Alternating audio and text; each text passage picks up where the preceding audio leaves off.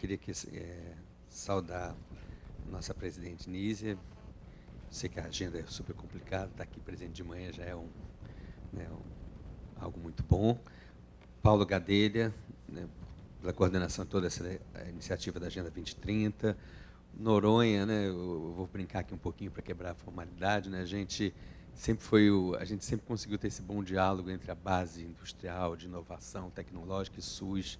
Talvez foi dos primeiros que eu pude ter contato que a gente pôde aprofundar junto essa interação necessária, né?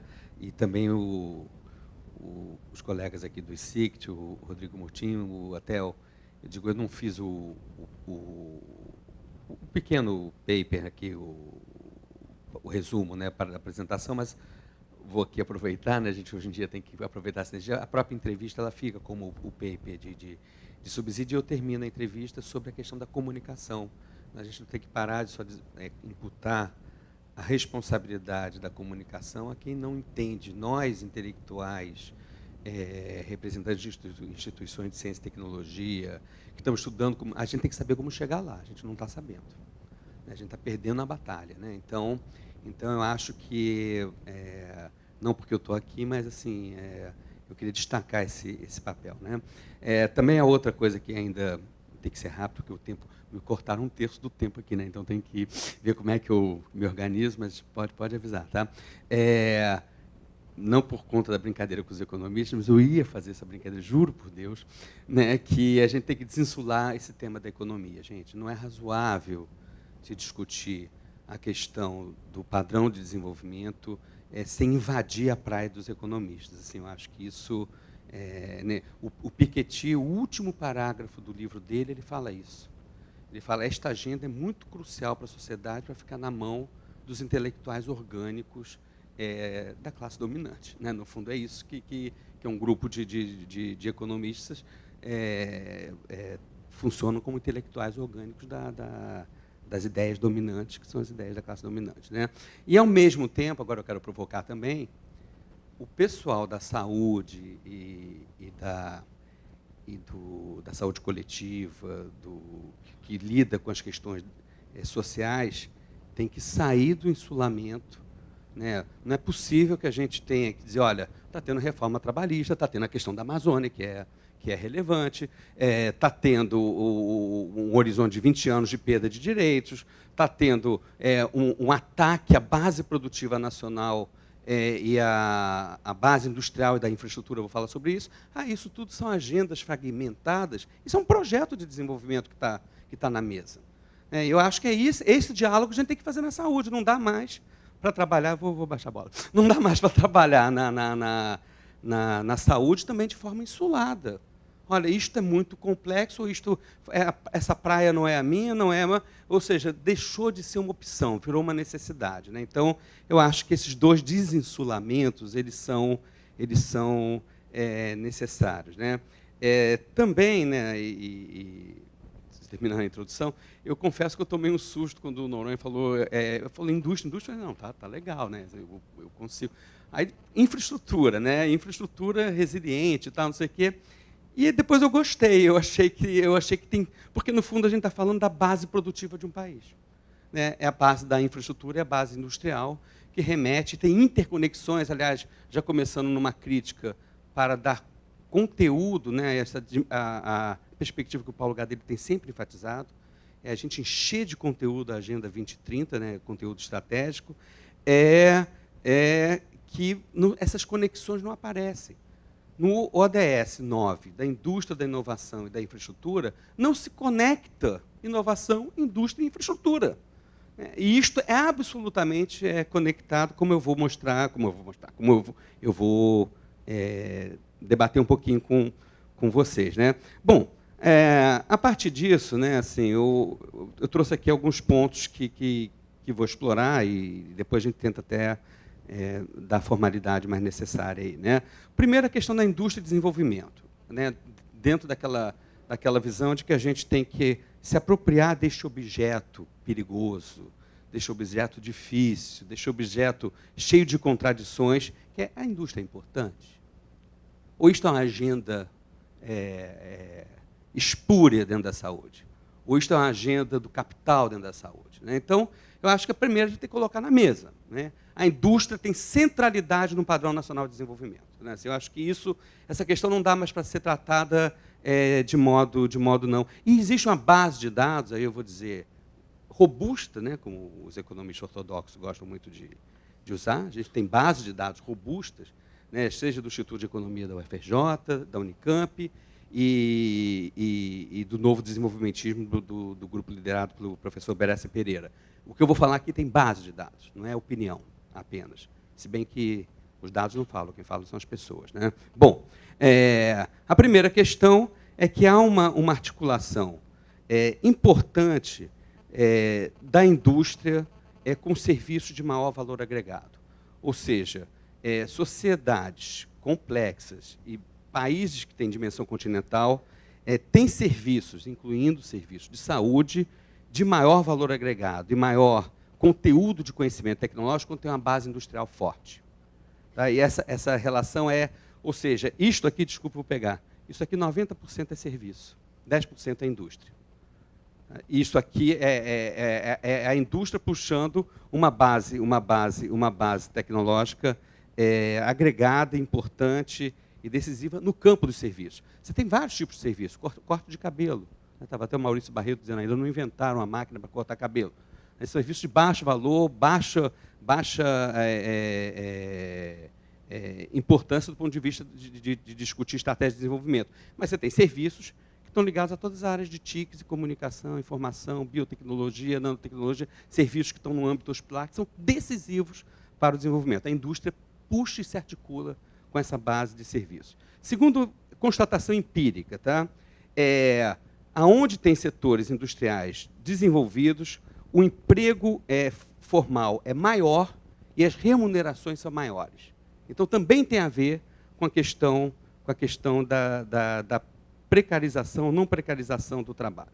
Terceiro, isso vem de Celso Furtado, mas agora, por exemplo, vocês podem ler artigos recentes aí do Paulo Gala, do Atlas da Competitividade, etc. Tal, estruturas industriais e produtivas mais sofisticadas e mais complexas estão associados com padrões de distribuição de renda melhores e de equidade. Ou seja, eu não estou colocando um determinismo tecnológico sobre isso, mas estou dizendo o seguinte, há uma correlação, vamos lá estudar como é que isso se dá historicamente, luta política, etc. e tal, mas há uma correlação.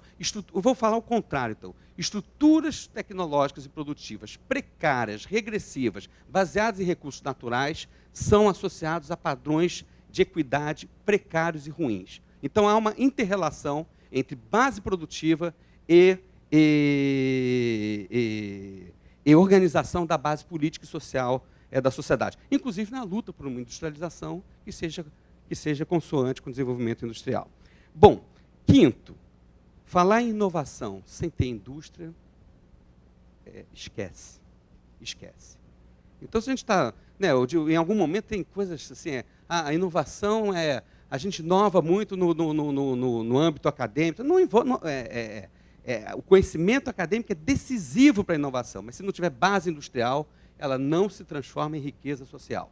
Então, há uma correlação imensa entre base industrial e base de inovação. Muitas vezes se aceita até que a gente faça uma ciência transvestida de inovação, mas ter base industrial e interferir nos interesses econômicos é muito menos aceito em todas as instâncias multilaterais. Tá? Sexto, tá? A vulnerabilidade econômica e das políticas sociais ela se reduz quando você tem uma base industrial diversificada. Ou seja, eu não posso ter políticas sociais inclusivas e abrangentes que requerem tecnologia e inovação se eu tenho uma base industrial frágil. Eu explodo. Né? A gente só usa déficit comercial para isso. É o seguinte, olha, o SUS avança e vai explodindo a minha balança comercial por eu não ter uma base produtiva, tecnológica e industrial avançada. A última constatação empírica, né, é que nenhum país se desenvolveu do ponto de vista industrial e da inovação apenas a partir da lógica de mercado. Isso também é uma constatação empírica. Pensem aí, me deem algum exemplo, algum contra-exemplo. Eu não consigo achar. Tá? Então, a lógica está lá, também nos estruturalistas, e para não falar dos antecedentes, que é o processo natural do desenvolvimento de mercado, aumenta a simetria, aumenta a concentração, aumenta a exclusão dentro dos países, na relação dos países com o mercado global. Então, não há um processo natural de industrialização. Mas eu queria dizer uma segunda coisa, que essa talvez os próprios estruturalistas, no seu, enfim, não enfatizavam tanto. Não decorre que o desenvolvimento industrial naturalmente gera benefício social. Então, o Estado entra neste processo, tanto como uma base e como a instância política para promover a industrialização, mas ele também tem um segundo momento, uma segunda vertente, de que padrão tecnológico industrial é consoante com o padrão de desenvolvimento social. Então, então não decorre da lógica de mercado nem a industrialização e nem a conformação de um padrão industrial e tecnológico que seja convergente com um modelo de sociedade mais equânime, né? Bom, essas são as evidências. Então, é importante dizer e reafirmar e tratar isto analiticamente no âmbito da saúde, de como que a gente se posiciona num contexto em que os direitos sociais, os sistemas universais e a base produtiva industrial estão em xeque. A nossa indústria tinha uma participação de 30% no PIB, hoje está em torno de 9%, a indústria de transformação. Ou seja, a gente está num processo acelerado de reprimarização da produção, que, por sua vez, vai inviabilizar estruturalmente políticas mais equânimes e universais. O nosso déficit comercial, não estou falando da saúde. A saúde, isso eu vou falar já já. O nosso déficit comercial industrial chegou, antes do período auge da crise, porque aí as importações caem pela crise, ao patamar de 90 bilhões de dólares. Tá? Desses 90 bilhões, 12 estão na saúde.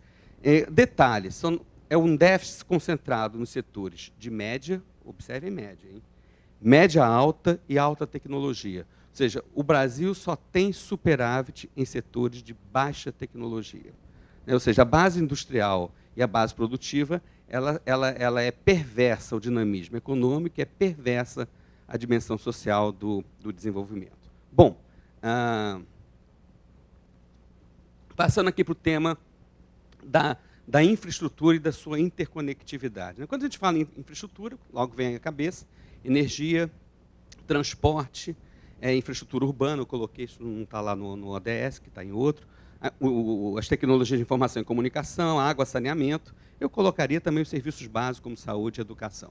A questão toda é que a matriz da infraestrutura, desculpem aqui, enfim, o excessivo detalhe, talvez, nisso, mas a matriz de infraestrutura, ela se articula com o padrão industrial e o padrão de inovação.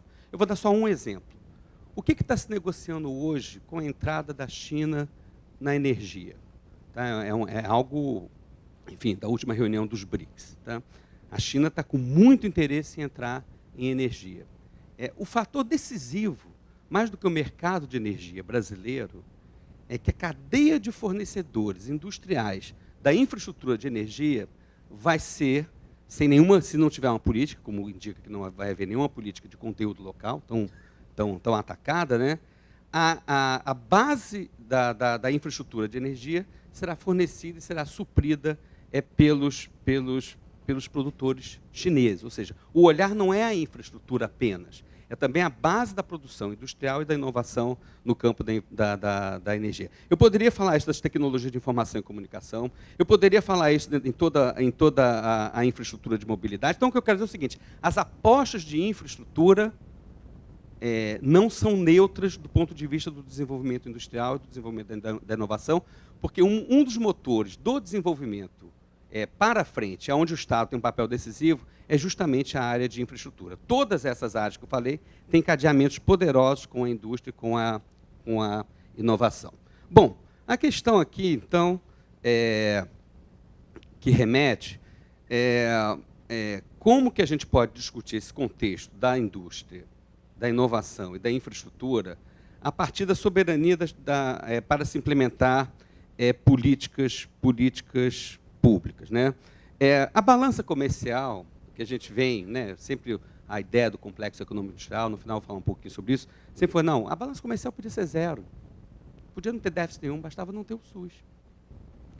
Então, quando a gente fala que a balança comercial está explodindo, é que houve um movimento de inclusão e de crescimento de acesso à saúde e, ao mesmo tempo, um movimento de especialização produtiva que não acompanhou o aumento das demandas sociais, das demandas em saúde. Isso coloca, de modo muito marcante, né, que a vulnerabilidade da estrutura produtiva ela tende a limitar, e aí eu acho que vem a questão que sem o SUS não há desenvolvimento sustentável, ela tende a limitar o próprio objetivo do desenvolvimento sustentável. Ou seja, as grandes demandas, como a demanda por inclusão social, a demanda pelo desenvolvimento industrial, a demanda pelo acesso a alimentos. Ou seja, se eu pegar os 17 objetivos do desenvolvimento sustentável, eles são limitados se países continentais, como o Brasil, não têm uma base de produção de inovação local. Isso coloca a questão, do ponto de vista das relações internacionais, remetendo para o conflito global, a questão interna, isso aqui é importante dizer, a questão interna dos conflitos sociais.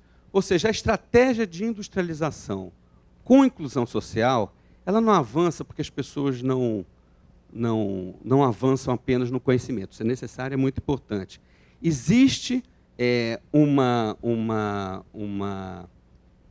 bloqueio ou uma amarra política e social para que estratégia de industrialização, de inovação e de inclusão social possam ser viabilizada, né? Eu acho que, no limite, eu posso dizer o seguinte, a própria indústria implantada no Brasil, a lógica da financiarização, ela permeou o próprio setor industrial depois de algumas décadas de câmbio valorizado e das maiores taxas de juros do mundo. Ou seja, a gente, e este modelo talvez esteja sendo piorado, né? Está certamente sendo piorado, né? Aonde você tem os investimentos industriais crescentemente se pautando por uma lógica financeira, onde produzir produtos de maior valor agregado e produtos que contribuam para o avanço da base produtiva nacional se tornam incongruentes, ou seja, se tornam ineficientes. Ou seja, é mais razoável e mais lógico do ponto de vista da lógica de mercado, eu não entrar em segmentos de alto risco e que requerem estratégia de longo prazo em favor de uma miopia do ponto de vista privado e do ponto de vista público para estratégias de desenvolvimento mais ambiciosas que necessariamente a dimensão da inovação e a dimensão social requer, né? Bom, a partir disso, e aí vem minha provocação para a área da saúde, a gente tem que pensar como que a gente pode, não apenas, né, eu acho que eu sou entusiasta dos determinantes sociais da saúde, ou seja, como é que a saúde está em todas as políticas. Eu acho que isso é absolutamente fundamental. Está aqui o Paulo Busch, que já me ensinou muito sobre isso, eu incorporei completamente. Então, olha, cada um dos ODS, aliás, isso é uma parte pobre da agenda, ele tem uma dimensão ligada à saúde. Mas eu acho que existe um segundo movimento que a gente tem que avançar na nossa compreensão. Como é que o modelo de desenvolvimento capitalista brasileiro e global se reproduz dentro da saúde?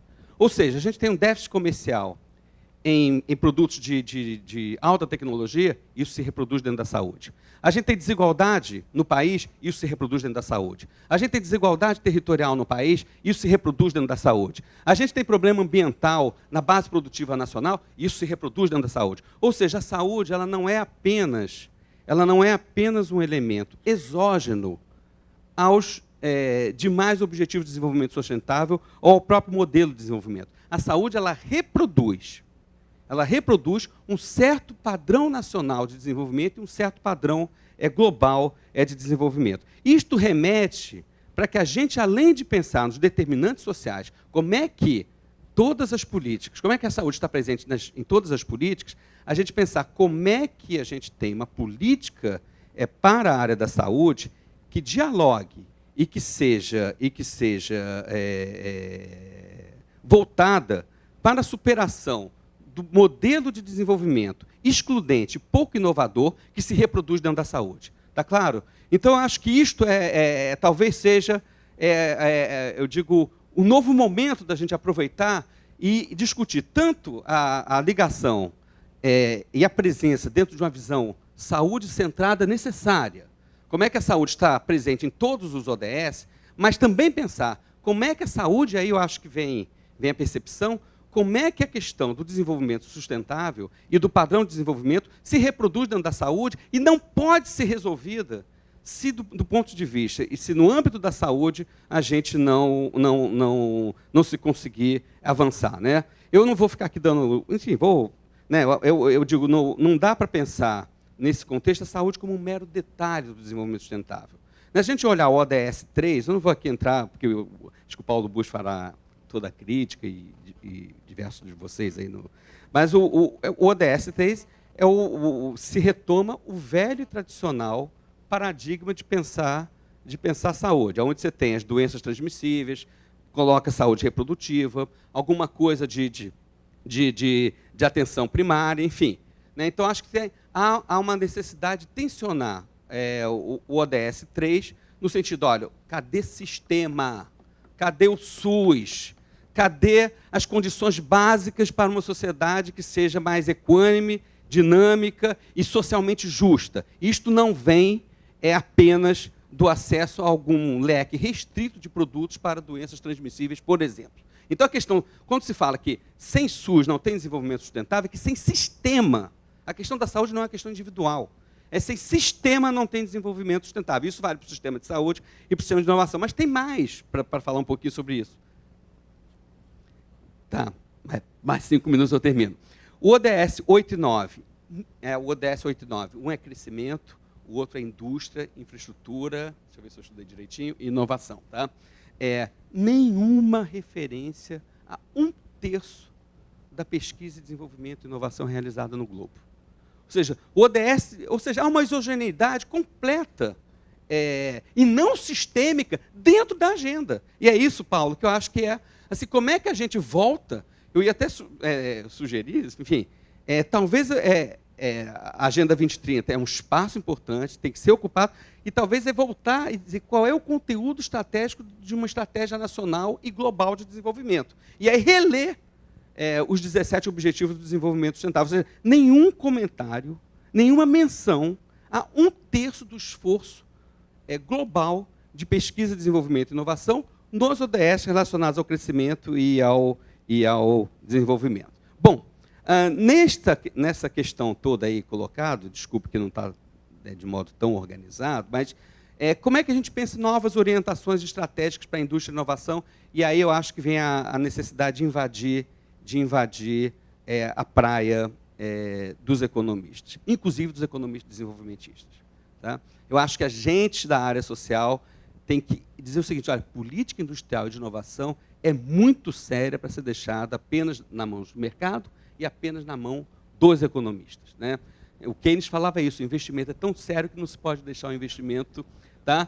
Então, ou seja, não se pode deixar o investimento na mão do setor privado, o Estado tem que trabalhar também. Então, esta lógica setorial, reprodutiva, que vale para a organização da ciência, para a organização da tecnologia e da inovação, ela se reproduz dentro do padrão de desenvolvimento produtivo industrial. Então, eu já vou passar logo para os exemplos que eu acho que falam mais do que... Em vez de política para automobilística, a gente tem que pensar política para mobilidade. E isto envolve geração de renda, de emprego, melhores salários, sofisticação econômica, mas eu estou discutindo mobilidade, que é um problema social, e não discutindo como é que eu vou ter mais automóvel. Em vez de uma agenda para a indústria farmacêutica, uma agenda para a saúde, para o complexo econômico e industrial da saúde, onde em alguns setores, em algumas áreas, eu posso ter que ter menos medicamento e mais produtos para diagnóstico, por exemplo. Em vez de uma matriz ou de uma lógica política para a energia elétrica, como é que eu tenho uma política para uma matriz sustentável energética, onde os ventos e o sol representam oportunidades únicas de investimento, de inovação e desenvolvimento tecnológico? Em vez de uma indústria extrativa, como é que eu tenho uma agenda para o uso sustentável da biodiversidade? Ou seja, o que eu estou querendo dizer, e isso não vai dar tempo de aprofundar aqui, é que o próprio padrão de política pública, ele está viesado por lógicas setoriais, fragmentadas, que apontam para a reprodução da insustentabilidade do crescimento. Tá?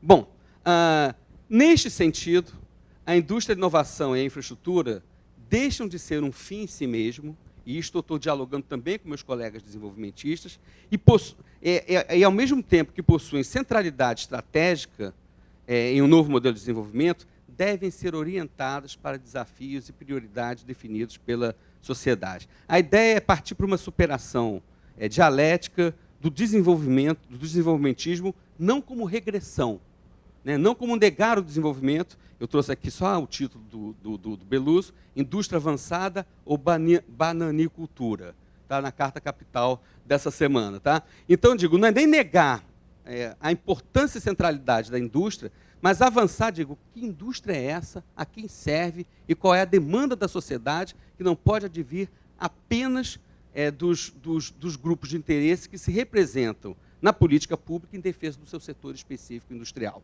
Tá? Bom, concluindo, o complexo econômico e industrial da saúde, a leitura correta dele, estou trabalhando aí numa iniciativa junto com o meu colega Teporão e tal, é de definir claramente que o complexo econômico e industrial da saúde é a base produtiva e tecnológica do SUS. Ponto. É isso que é o complexo econômico e industrial da saúde.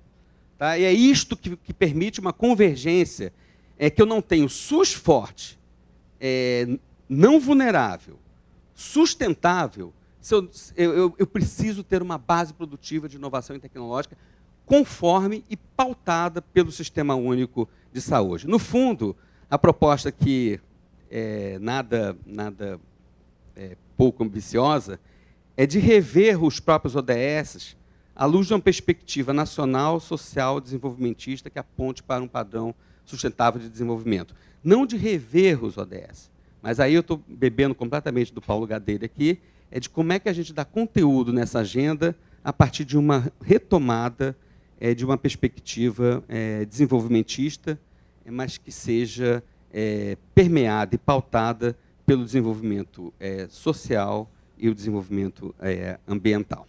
Obrigado.